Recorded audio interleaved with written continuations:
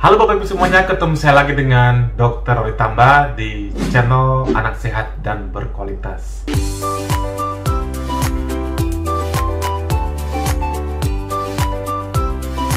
Kali ini menyambung dengan topik dari yang kemarin. Coba bagi Anda yang mungkin saja belum melihatnya, silahkan dilihat pada video kemarin tentang berapa lama durasi menangis pada bayi selama 24 jam. Kali ini kita akan meneruskan topiknya. Kalau misalnya nih bayi yang sering menangis, apakah bayi tersebut bisa dikategorikan dengan kolik? Sebab banyak sekali orang tua sudah tahu apa itu kolik.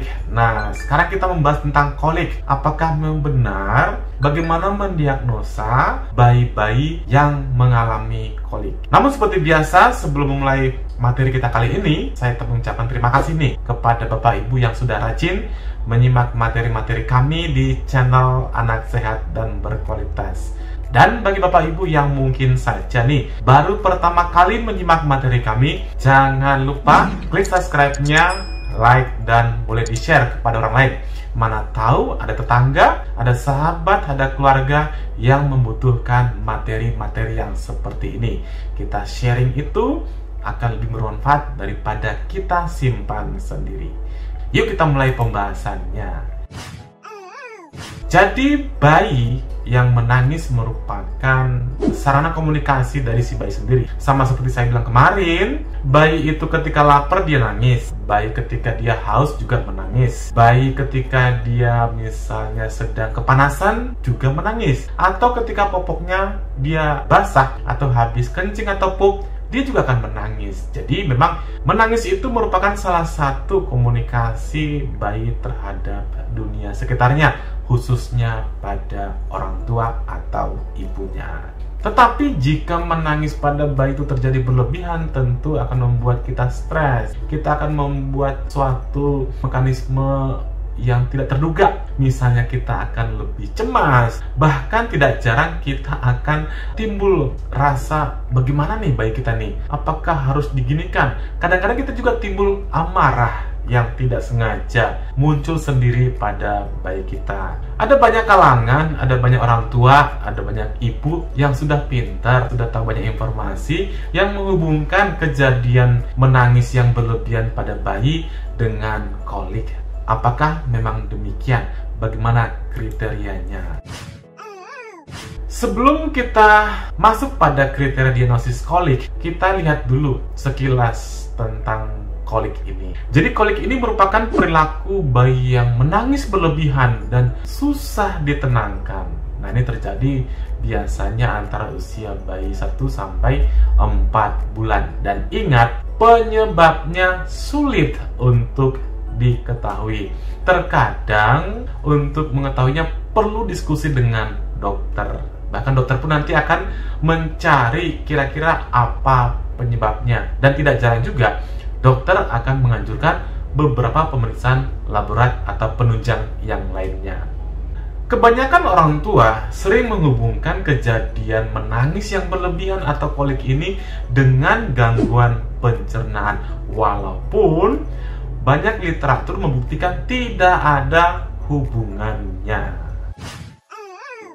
Menangis yang berlebihan, entah itu kolik ataupun secara fisiologi atau normal, sering terjadi pada bayi itu pada saat sore hingga malam hari.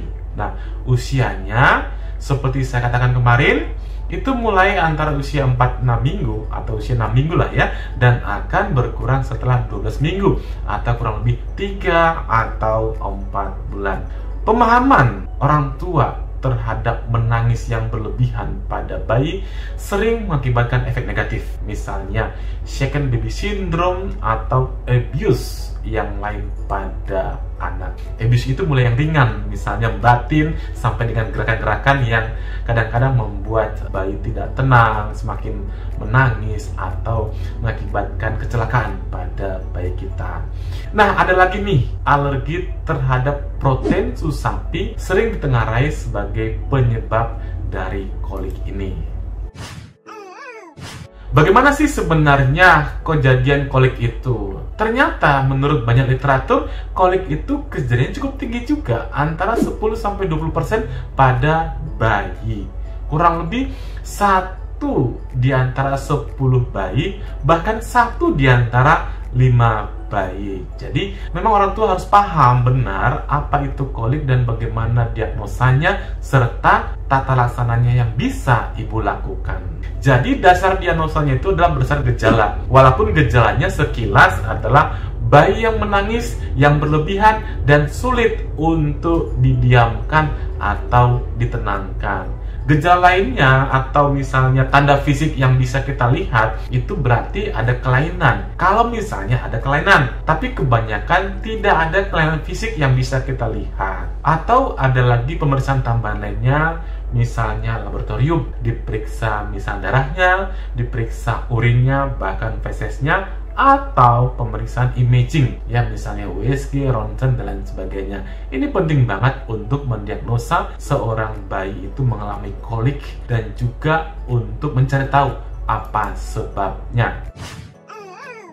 Dahulu ada kriteria untuk mengatakan anak kolik, yaitu kriteria ROM 3.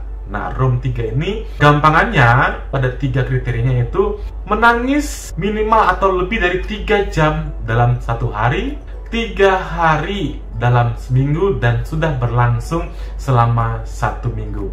Tetapi ini kriteria yang tidak bisa diterapkan secara maksimal karena 3 jam sehari ini kadang-kadang orang tua lupa. Sudah berapa lama sih bayinya itu nangis? Pagi berapa menit, siang berapa menit, sore berapa menit, tentu akan menyusahkan orang tua. Demikian juga dengan jumlah harinya. Kadang-kadang orang tua over diagnos, katanya setiap hari bayi saya ini menangis lebih dari 3 jam. Nah, untuk itu ada pembaruan daripada kriteria ROM, yaitu kriteria ROM 4 yang digunakan sejak tahun 2016. Kriteria ROM 4 ini lebih ringkas dan lebih fleksibel, bisa kita gunakan.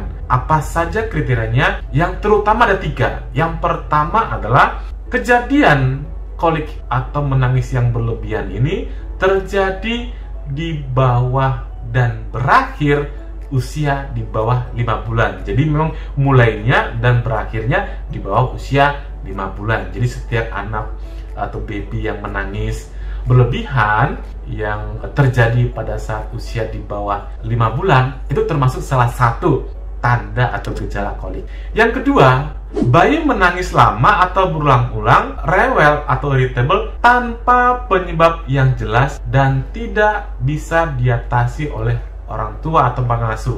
Jadi biasanya ada keluhan di mana menangis pada bayi itu tidak bisa dikendalikan. Dan yang ketiga adalah tidak ada bukti gagal tumbuh. Gagal tumbuh itu berarti kenaikan berat badan yang tidak normal, bahkan stuck atau malah turun, dan tidak ada demam atau sakit lainnya. Ingat, kriteria ROM ini baru terpenuhi diagnosa kolik jika 3-tiganya ada. Kalau misalnya salah satu saja tidak memenuhi kriteria dari kolik tersebut. Nah, ada 2 bagian besar atau 2 kelompok penyebab dari kolik ini. Ada fungsional dan juga organik. Dominannya penyebab kolik pada bayi adalah fungsional, lebih dari 90%. Apa saja itu? Bisa kita lihat ya.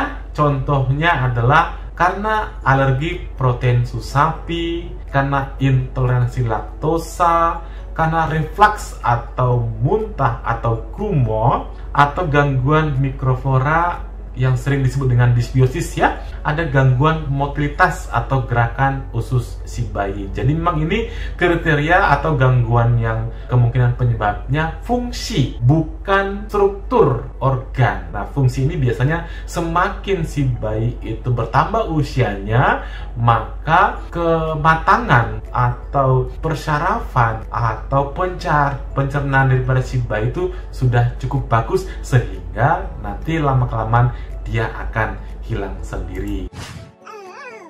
5% adalah kemungkinan penyebab organik. Walaupun 5%, tapi juga kita harus aware. Organ, berarti kelainan organnya yang mungkin adalah apa saja. Kelainan saraf, bisa karena kejang atau fraktur ya, misalnya anaknya jatuh kan, itu bisa bikin keselio atau fraktur pada tulangnya. Kelainan metabolik, ya, misalnya muntah-muntah, itu bisa terjadi mungkin saja karena gangguan dari lambung ususnya. Adalah karena infeksi, terutama infeksi telinga tengah. Ini yang paling sering pada bayi yang gejalanya itu tidak khas. Banyak menangis saja, padahal sebenarnya dia ada. Kalau kita periksa ke dokter, diperiksa telinganya, biasanya menunjukkan gejala infeksi. Atau kelainan anatomi lain, misalnya tadi keseleo atau perut kembungnya. Jadi walaupun 5%, ini juga harus tetap dipertimbangkan.